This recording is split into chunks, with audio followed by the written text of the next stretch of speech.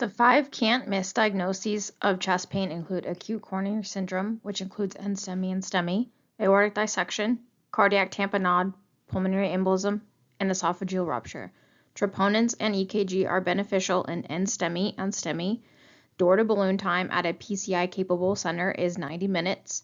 A quick bedside maneuver all physicians can perform to help rule in aortic dissection is blood pressure measurements on both the right and left arm. Discrepancy between the two readings can rule in aortic dissection. The best imaging modality for aortic dissection is CT. Management includes beta blocker versus surgery. This diagnosis warrants vascular surgery and/or general surgery consult.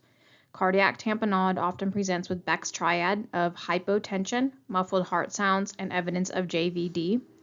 PE is less likely with chest pain, although consider this in the setting of sinus tachycardia and pertinent history. A quick bedside ultrasound could show McConnell sign concerning for right heart strain. Esophageal rupture is a rare cause of chest pain, but is a can't-miss diagnosis. Chest x-ray may show subcutaneous air.